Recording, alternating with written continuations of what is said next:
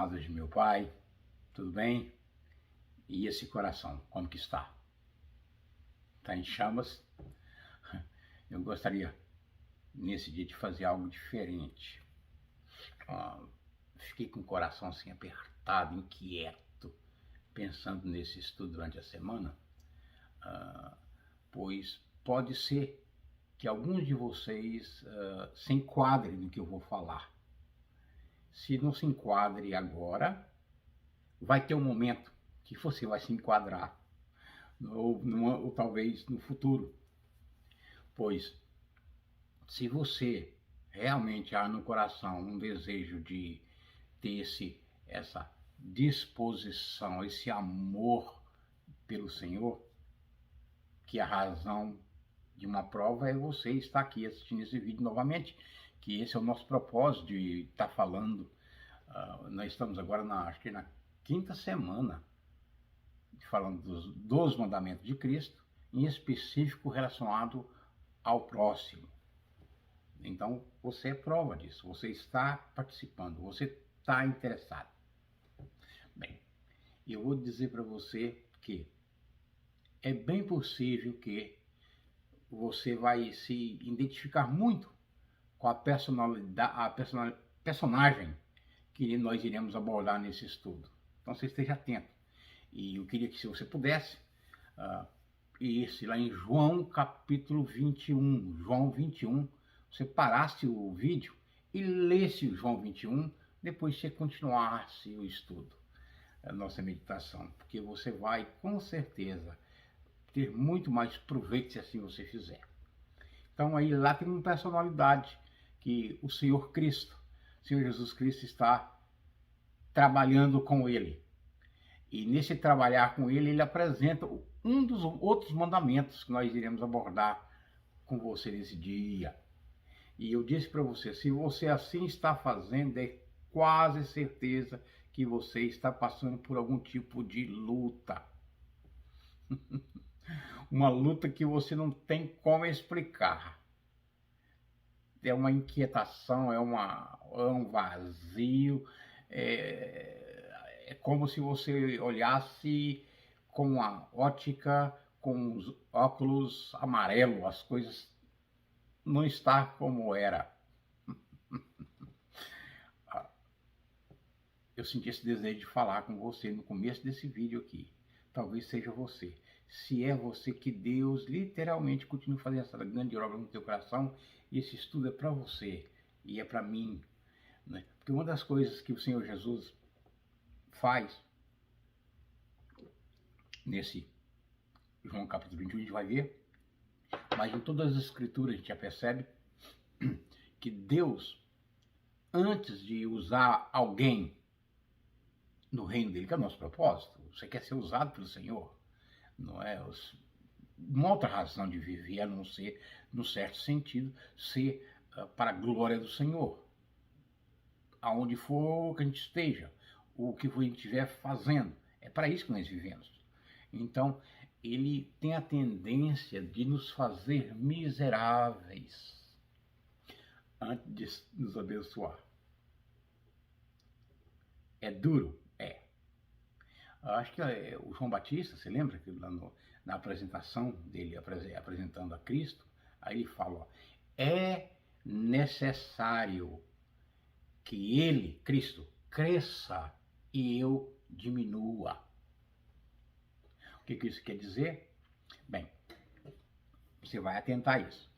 Nesse decorrer, nessa caminhada, nessa busca que você deseja empreitar em conhecer o Senhor, há muitas coisas da sua vontade, do seu jeito de ver, dos seus interesses, que o Senhor Jesus precisa mortificar.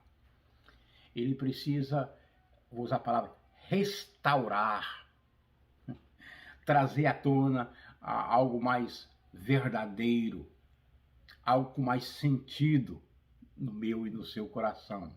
E esse processo é doloroso. Por quê? Porque ele crescer em você e você diminuir é uma luta. Você não quer diminuir. Você já sentiu isso? A gente não quer diminuir, a gente quer crescer. mas diminuir de forma nenhuma. E não tem crescimento no Senhor sem essa realidade.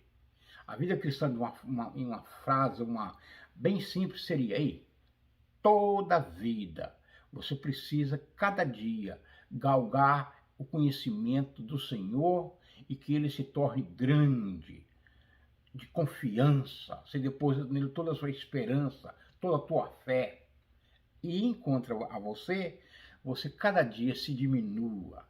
Você crer menos em você. Mais no Senhor, menos em você. E você está nesse meio. Senhor, você e esse tipo de trabalho do Senhor em nossa vida é agoniante. Então, seja bem-vindo ao clube, não é, dos agoniados. Então, se você se sente agoniado, num certo sentido, algo de bom está acontecendo na sua vida. Você está morrendo pouco a pouco. E é muito bom morrer, né? Não é a morte, a segunda morte, mas espiritualmente faz necessário que o nosso eu, que grita, morra, para que o Senhor viva em nós, para que Ele cresça em mim e em você. E a gente vai estar abordando essa personagem, em João 21, quero ver se vocês recordam quem ele é. Esse apóstolo, ele é conhecido por ser uma pessoa muito impulsiva, mas sincera. Já sabe quem ele é ou não? Vou dar mais algumas dicas aqui. Ele é tremendo, às vezes ele faz promessa, mas ele não consegue cumprir as promessas dele. É uma pessoa forte, mas ao mesmo tempo fraco. Ele vai de um extremo a um outro, coisa de... Já está tendo alguma semelhança, já sabe quem é? Talvez você possa dizer: sou eu que você está falando. Não, somos nós, né, no certo sentido, mas quem é esse personalidade? Corajoso, mas mais ao mesmo tempo medroso. Ele tem dificuldade de esperar. Ele quer tudo para ontem. Não consegue esperar. Ele é decidido, mas duvidoso. Ele ele é racional e muito emotivo. Ele tem a capacidade de dar uma resposta assim com sabedoria. Uou! Mas pouco minuto depois ele diz uma bobagem. Já lembra quem ele é? Ainda não? Você deve saber, né?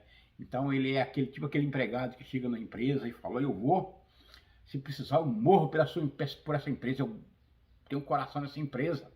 Mas na hora H, o fogo começa a pegar e tem um incêndio, ele não consegue apagar o fogo, ele se esconde das labaredas. Sabe quem é? Se você leu o João 21, você sabe. É o nosso irmão, o apóstolo Pedro. Pedrão. Com certeza a gente vai poder se identificar muito com ele nesse ensino de Cristo sobre o mandamento, muito importante. Então esse é o nosso apóstolo. A gente toma conhecimento dele. Ele estava lá na Judéia, naquele período em que o João Batista estava pregando no deserto, naquela região. Ele aparece lá com o irmão dele. É ali que o Senhor Jesus o conhece, que o Senhor Jesus o chama para a missão. É ali que ele se encontra. Então ele era uma pessoa espirituosa, gostava de coisas espirituais. Estava lá, tem um profeta pregando lá no deserto. Vou lá ver. Esse é o João.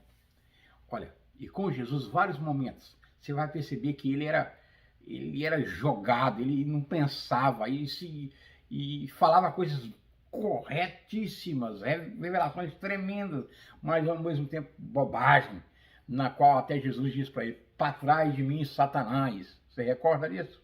Tá. Jesus aparece para ele está pescando. E aí Jesus diz: olha, lança a rede para o lado esquerdo. Ele é pescador, experiente, não é? Aí ele pega e joga a rede, aí ele pega uma quantidade grande de peixe, aí ele do jeito que ele já chega perto de Jesus, para trás de mim, eu sou pecador, né? Que aquela expressão, não é? O que o Senhor fez é tremendo. Esse é o nosso Pedrão. Não é?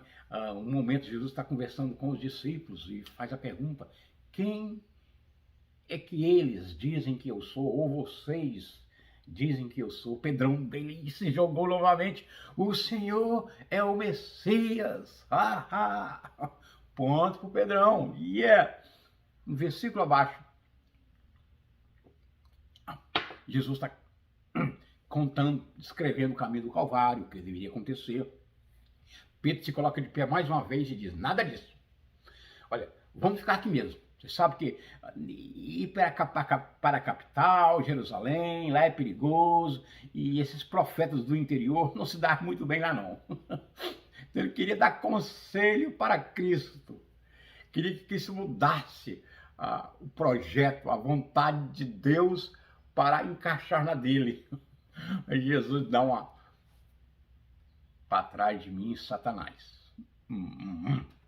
Homem impossível, explosivo, não é?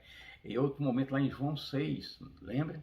Que tem um grupo de pessoas que vem atrás de Jesus. Jesus chama atenção e diz: olha, vocês estão vindo a mim é por causa da comida, não é pelos sinais, que mostrava quem ele era, o Messias, Deus encarnado. Mas o povo estava querendo encher a barriga, queria uma espiritualidade momentânea, não é? Então, Jesus começa a pregar um sermão, o que acontece? As pessoas começam a ir embora, vai embora. É aquele um grupo que sempre existiu e vai existir. Eles querem mais milagres e menos sermões. Sermão, ensino, é muito cansativo. Milagres, não é? Quer espetáculos, não é? Mas não quer compromisso. Não é? E muito luz, luzeiro, brilho e menos cruz. Não quer carregar a cruz, não quer nada disso. Então Jesus chega com um grupo que estava indo embora e diz: e vocês, falando para os discípulos, vocês também não vão embora? Não querem ir também? Pedrão: né? Para onde nós iremos? Se só tu tem a palavra da vida. Pedrão, olha, mais um ponto para Pedrão, né? Tá. E lá no Monte da Transfiguração, quando Jesus leva 3 discípulos para estar lá em cima, que ele é transfigurado, ele novamente, ele diz como se tivesse uma capa para que a glória do Senhor manifestasse. Nós não entendemos o que isso é e representa, tanto é que lá em João 17 ele ora por isso, não é? Lá em Êxodo, capítulo 40, quando o templo do Senhor é terminado, a glória do Senhor desce. Então, nós não entendemos como é isso realmente, mas só sabe que é algo tão bom, tão diferente, que Pedrão se empolgou de uma tal forma e chega em Jesus e diz: olha, se quer que a gente faça uma barraca, fazer uma barraquinha aqui, uma tendinha, os que estão lá embaixo, mas eu e no grupinho aqui, a gente fica com o Senhor aqui muito tempo, semanas. Pedrão, você já está se identificando com ele, hein? Tá. E a última, que acho que foi a pior delas, né, que Jesus estava falando do que ele iria fazer, novamente que ele iria morrer. Aí Pedro: não, de jeito maneira, isso não vai acontecer com o Senhor de jeito maneira. Se precisar, eu coloco a minha vida à disposição do Senhor. Jesus responde: Pedrão, antes que o galo cante 3 vezes, você vai me negar. Desculpa, antes que o galo cante, você vai me negar 3 vezes. E foi exatamente isso que aconteceu. Ele estava lá vendo Jesus começando a ser julgado, ele participando, ele seguindo Jesus de longe, né? De longe. E as pessoas começaram a reconhecer o Jesus. Disse: mas você não é um discípulo dele. Eu? Não sou não. Aí ele sai, vai para um outro lugar, para uma outra fogueira, né? Que estava frio naquela época, né? À noite, não é? Vai para outra fogueira e tem um criado lá que chega e Mas você é. Eu não, se eu te falei que não. Que mania de achar que eu sou seguidor daquele homem ali, não é? E na terceira vez, e diz que nesse intervalo teve um momento que Jesus, parece que o fitar dos olhos de Pedro, ele consegue enxergar Cristo olhando para ele, olho no olho. Aquilo vai à profundidade do ser de Pedro. Imagina você, não é? Você nessa condição. Aí chega o grupo, mas você é um dos discípulos. Ele, não, já disse que eu não conheço esse homem. Já disse para você que não tem nada a ver com esse homem. E some dali. 3 vezes ele negou o Senhor da vida. Imagina você isso no coração de Pedro, como ficou. Tá. Talvez você não esteja passando por algo tão grande assim. Mas no começo do estudo aqui eu fiz assim, estou inquieto com isso. E talvez você precise de restauração. Você precisa voltar. Voltar ao que você era, ao que você fazia. Eis que estou à porta e bato.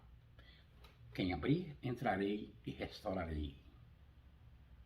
E dentre as palavras de Cristo, lá em Apocalipse capítulo 2, ele fala, olha, ei, lembra dos caminhos velhos, né? Lembra daqueles caminhos, como que você fazia, como que você trabalhava, como que você servia, que você ensinava, você disciplinava, fazia missões para o Senhor, alcançava as pessoas para o Senhor. Arrependa, volte. Se você precisa de restauração, alguns que precisam de grandes restaurações, outros menores, mas todos nós, num certo sentido, há necessidade de restaurar, de voltar. É como parecido com arrependimento, não é? Você parar e dar meia volta e voltar no caminho contrário que você estava indo, para mudar. Restauração. E isso aqui é que a gente vê na vida de Pedro, que Jesus vai fazer. E interessante aqui que você percebe que Jesus diz lá em Lucas 24, 49, que era para os discípulos ficarem em Jerusalém, porque ele fala, eis que sobre vós envio a promessa de meu Pai.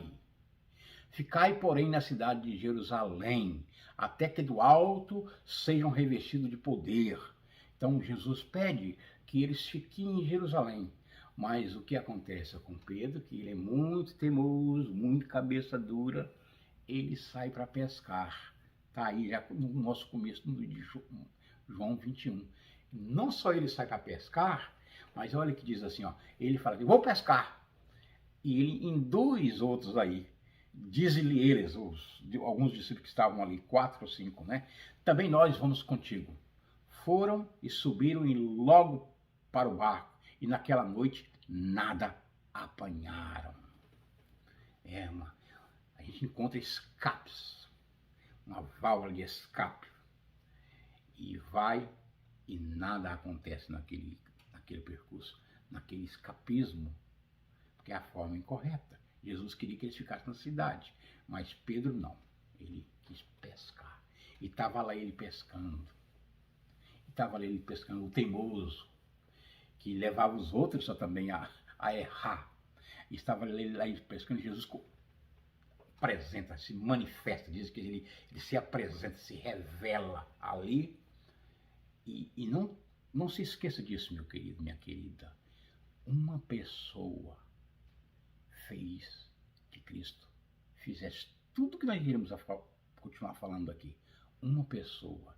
E essa pessoa pode ser a mim e pode ser você, e o Cristo Jesus faz a mesma coisa para que você seja restaurado. Então Jesus se apresenta na praia, Jesus olha assim e diz, ei, lá no versículo 5, tem alguma coisa para comer? Pegou algum peixe?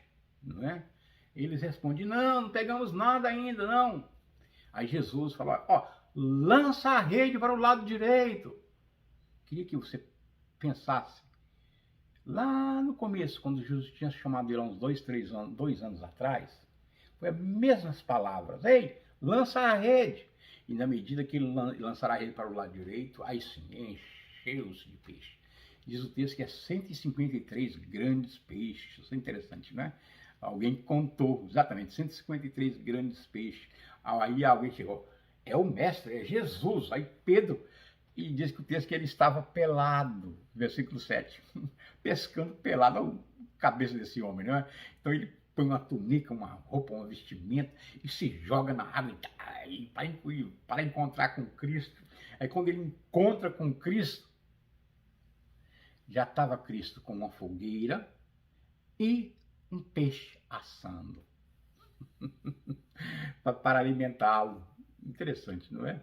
Quem deu esse peixe para Jesus? Não sabemos, só sabemos que estava ali preparado. Eles estavam pescando, mas Jesus já tinha preparado algo para eles. Deus é maravilhoso, a forma que ele trabalha é além do que a gente imagina, não é? Pensa de como que ele estava pronto. Ainda alimentaram os discípulos e ele. Aí Jesus começa o processo de restauração. E gostaria que você prestasse atenção. Isso é a forma que Deus restaura pessoas ainda hoje, a mim e a você.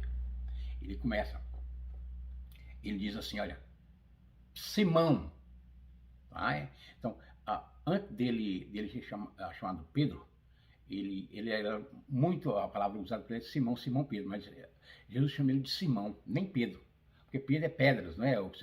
Diante dessa revelação que você teve, Pedro, eu construí a minha igreja, não é? Uma palavra de revelação, um novo nome, não é?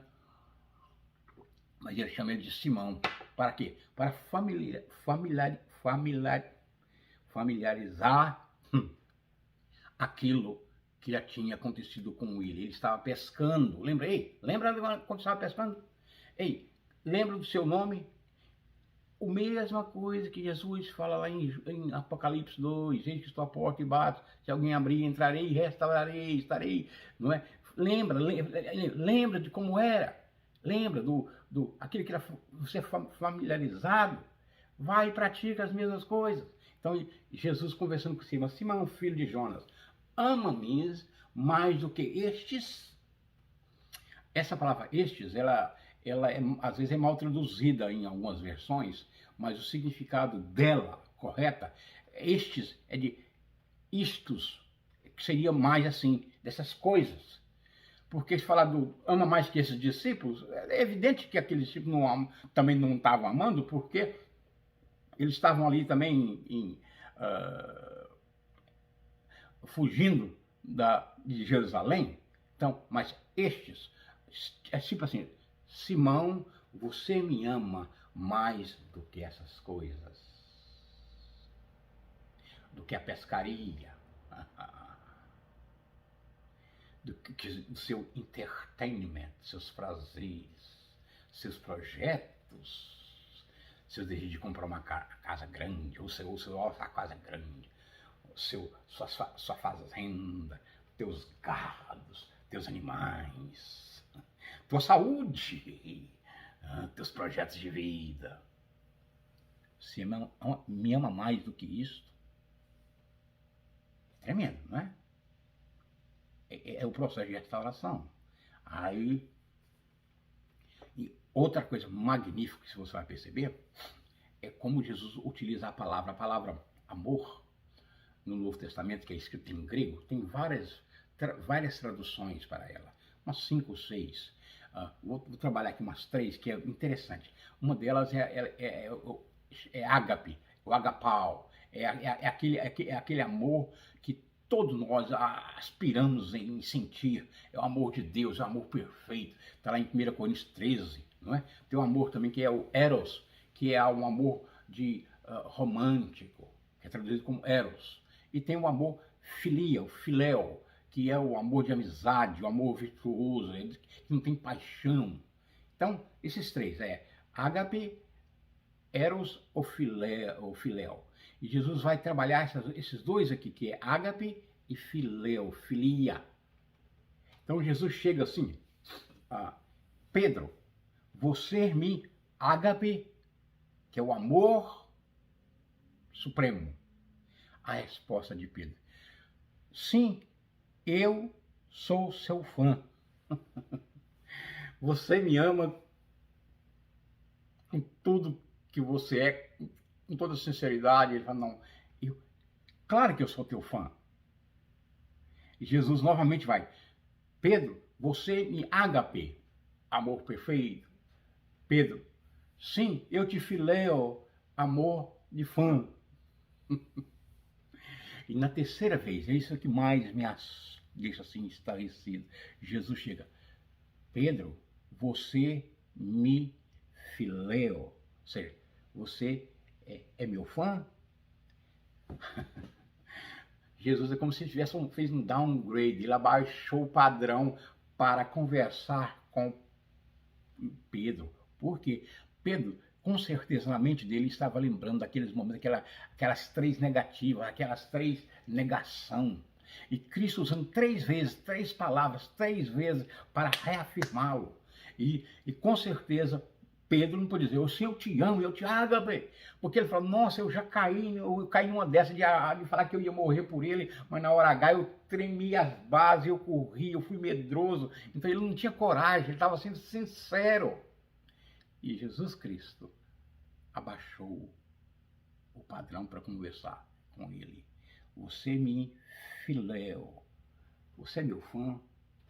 Sim, eu sou seu fã. E aí Pedro fala, o Senhor sabe tudo, sabe que eu sou teu amigo e eu te admiro muito. Ok. A terceira coisa que eu quero apresentar para você é o nosso mandamento agora. Chegou o nosso mandamento. E Jesus diz assim o seguinte, olha, 2 coisas antes de chegar no nosso mandamento. Jesus deseja nos restaurar. Ele vem ao nosso encontro. Ele vem ao nosso encontro. Ele está atrás de mim e de você. E você não tem como fugir da bondade do Senhor. Ele está te procurando. Tá? E quando há sinceridade no nosso coração, na nossa busca, né, o Senhor Jesus, além de entender, ele aceita aquela intenção, aquela expressão de amor, que não é perfeita para o momento, mas o Senhor aceita. Tá? E terceira coisa, que é o que deixei aqui por último, é que Jesus disse, então, olha, qual é o mandamento?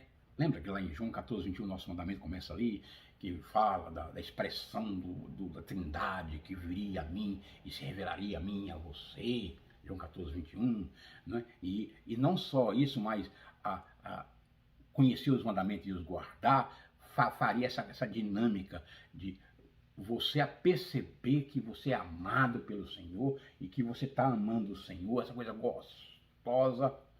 Foi exatamente isso que Jesus propõe a Pedro para restaurá-lo.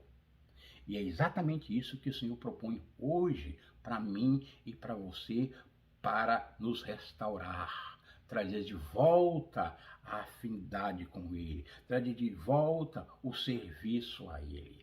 E não há, para mim, um dos mandamentos mais ricos, mais preciosos para fazer essa restauração no meu e no seu coração. Sabe o que Jesus disse para Pedro? Das 3 vezes. Você me ama, você me ama, você me ama. E Pedro, sim, eu te amo, sim, eu te amo, sim, eu te amo. Então, Jesus diz, apacentas os meus cordeiros. Outra vez ele diz, apacenta as minhas ovelhas. Cordeiro e ovelhas.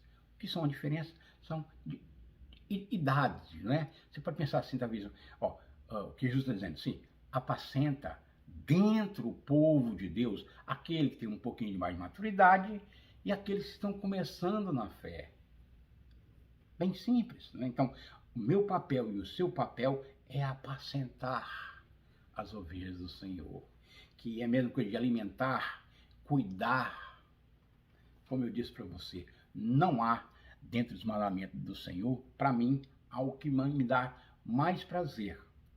Eu diria e digo várias vezes isso para vocês, através dos vídeos. E o que eu estou fazendo aqui com você é, em primeiro lugar, algo magnífico que Deus me acalenta o meu coração. Pois eu saber que daí do outro lado tem alguém que está ouvindo e que pode tirar uma coisinha para o seu coração e como diz a Escritura, aproximar-se de Deus, Deus vai aproximar de você. Você entende isso, você busca, e você está levando a sério, você tem a sua vida devocional, você está buscando, e o Senhor está fazendo uma obra no teu coração. Isso, meu querido, me dá uma grande alegria, porque eu me coloco na condição de alimentar as ovelhas do Senhor, que é você que está aí do outro lado. Então, o método de Jesus para literalmente nos restaurar é colocar você na condição de ajudar outros, seja eles de grande maturidade ou os novos que estão chegando na igreja. Pode ser feito através de estudo, como a gente está tendo essa oportunidade, mas não para por aí. Se você faz um pão de queijo com um café e leva para alguém, você está ministrando. Acompanhe alguém, ou a pessoa que está em crise, você orar com ela, com ele. Você ensinar a pessoa a orar, ler as escrituras com ele, ou para ela. Tá? Eu tenho certeza que se você já fez isso uma vez, e talvez não tenha feito com tanta assiduidade hoje, o teu coração está inquieto. E eu creio que essa inquietação que eu estava sentindo aqui no começo desse estudo, foi a semana toda, foi uma semana, porque tenho certeza que vai ter restauração. E a hora do Senhor não é minha, é a palavra do Senhor que não volta vazia. E ela vai trabalhar no teu coração, vai te restaurar, vai te colocar de volta em uso para o Senhor. Eu sei disso. Isso vai acontecer na sua vida, meu querido e minha querida. Muito bom, novamente, estar aqui com você, ter essa oportunidade de obedecer esse mandamento, alimentar as minhas ovelhas. Deus te abençoe. Tenha uma boa semana e a gente se vê na próxima quarta.